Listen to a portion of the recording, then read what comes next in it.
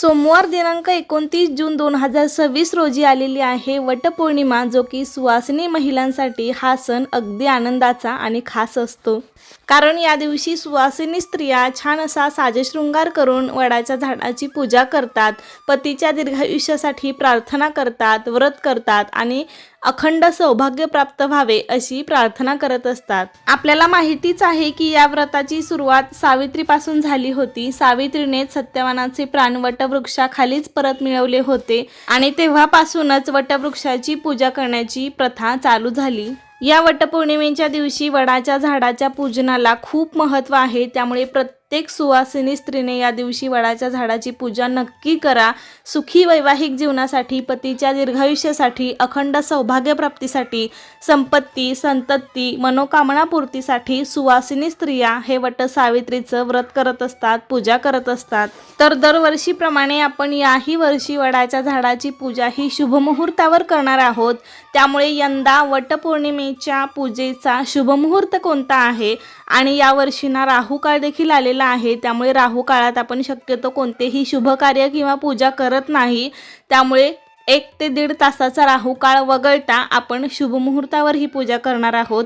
तर यंदा राहू काळ किती वेळ असणार आहे, कोणत्या वेळेमध्ये आपल्याला चुकून ही पूजा करायची नाही आणि किती वाजेपर्यंत आपण ही पूजा करू शकतो, गरोदर महिलांनी पूजा करावी का, त्यासोबतच वटपौर्णिमेचा उपवास कसा करावा, अशी बरीच माहिती तुम्हाला या व्हिडिओमध्ये मिळेल. त्यासाठी व्हिडिओ शेवटपर्यंत पहा. लगेच व्हिडिओला सुरुवात करूया. ज्येष्ठ पौर्णिमेला वटपौर्णिमा साजरी केली जाते. तर यावर्षी पौर्णिमा ही रविवार दिनांक 28 जून 2026 रोजी उत्तर रात्री 3:06 लागणार आहे.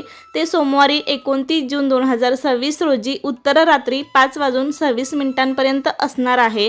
त्यामुळे उदय तिथीनुसार सोमवारी 29 जूनला आपण वटपौर्णिमा साजरी करणार आहोत. आणि पूजा करण्याचा जो शुभमुहूर्त आहे तो सोमवारी 29 तारखेला सकाळी 6:30 वाजल्यापासून ते दुपारी 1:30 वाजेपर्यंत अत्यंत चांगला मुहूर्त आहे. आपल्या जवळपास कुठे वडाचं झाड असेल त्या ठिकाणी तुम्ही या वेळामध्ये जाऊन वडाची पूजा नक्की करा. तसं तर या दिवशी सकाळी सूर्योदयापासून ते दुपारी 12-12:30 वाजेपर्यंत पूजा करणं अत्यंत फलदायी मानलं जातं. कारण महिला शक्यतो 11 ते 12-12:30च्या दरम्यानच ही पूजा करत असतात. आणि त्यातल्या त्यात जरी मुहूर्त सांगायचा झाला तरी तुम्ही सूर्योदयापासून ते 1-1:30 वाजेपर्यंत ही वडाची पूजा नक्की करू शकता. यावेळी ना त्याच्यामध्ये राहू काळ पण आलेला आहे आणि तो जो राहू काळ आहे तो सोमवारी 6:44 पासून ते 8:27 पर्यंत असणार आहे. त्यामुळे हा 1.5 तासाचा जो काही राहू काळ आहे तो वगळता आपल्याला वटवृक्षाची पूजा करायची आहे. राहू काळामध्ये शक्यतो आपण पूजा किंवा शुभ कार्य करत नाही. त्यामुळे हा राहू काळ वगळता आपल्याला पूजा करायची आहे. मग राहू काळ संपल्यानंतर 8:30-9च्या पुढे तुम्ही ही पूजा करू शकता. जर तुम्हाला शुभ मुहूर्तावर पूजा करायला जमलंच नाही, काही कारणास्तव, काही महिला जॉब करतात किंवा काही कारणास्तव तुम्हाला मुहूर्तावर पूजा करायला जमलं नाही, तरी त्या दिवशी सायंकाळ व्हायच्या आत तुम्ही कधीही पूजा करा. कारण या दिवशी वडाची पूजा करणं हे खूप शुभ आहे. त्यामुळे तुम्हाला जमेल त्या वेळेमध्ये करू शकता. या दिवशी सुवासिनी स्त्रिया छान अशी साडी नेसून साजेशृंगार करून वडाच्या झाडाची पूजा करतात. एकमेकींची गहू आणि आंब्याने ओटी भरतात. वडाला धागा गुंडाळत प्रदक्षिणा घालतात आणि 7 जन्म हाच पती मिळावा अशी प्रार्थना करतात. त्याचसोबत सुखी वैवाहिक जीवनासाठी आणि अखंड सौभाग्यासाठी सुद्धा प्रार्थना केली जाते.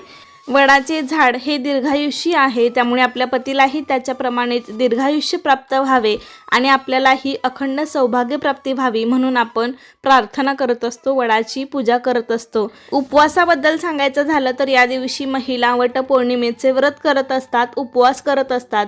त्यामध्ये काही महिला निर्जळी व्रत करत असतात, म्हणजे काहीही न खाता पिता उपवास करतात. तर काही महिला वडाच्या झाडाची पूजा झाली की मग उपवास सोडतात किंवा काही जण दिवसभर उपवास करतात आणि संध्याकाळी उपवास सोडतात. तर जशी तुमच्याकडे पद्धत आहे त्याप्रमाणे तुम्ही करू शकता. पण शक्यतो बऱ्याच महिला सूर्योदयापासून काहीही खात पित नाहीत आणि एकदा का वडाच्या झाडाची पूजा झाली की मग उपवास सोडतात. मग त्या वेळामध्ये तुम्ही फलाहार करू शकता किंवा उपवासाचे पदार्थ खाऊ शकता.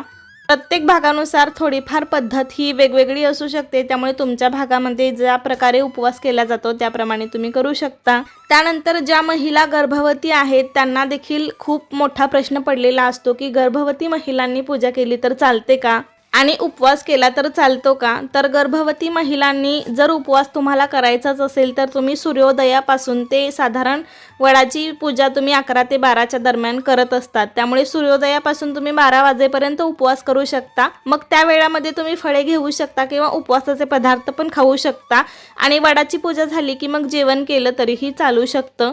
किंवा तुम्हाला तेही जमणार नसेल किंवा बाळाचा विचार करता तुम्ही एखाद्या वर्षी नाही उपवास केला ना तरीही चालू शकतं। फक्त वडाच्या झाडाची साधी आपली पूजा करा। वडाच्या झाडाला प्रदक्षिणा देखील मारू नका आणि ओटी पण भरू नका किंवा तुम्ही ज्या काही सुवासिनी महिला असतात त्या ठिकाणी त्यांच्याकडून पण ओटी भरून घेऊ नका किंवा तुम्ही स्वतःसुद्धा भरू नका, कारण वडाची पूजा केली की तिथे सुवासिनी एकमेकींची ओटी भरत असतात।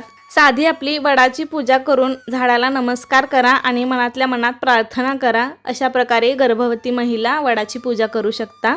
आणि बाकी जो काही मी शुभमुहूर्त सांगितला तर शास्त्रानुसार वटपौर्णिमेची पूजा नेहमी शुभमुहूर्तावर आणि राहुकाळ टाळून करावी, त्यामुळे आपण शुभमुहूर्त व्हिडिओमध्ये सांगितलेलाच आहे आणि सकाळी जो काही असणारा राहुकाळ आहे तो टाळूनच पूजा आपल्याला संपन्न करायची आहे।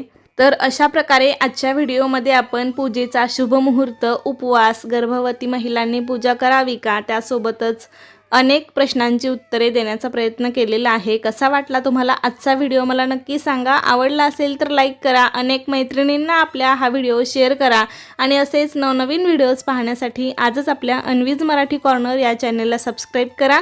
धन्यवाद।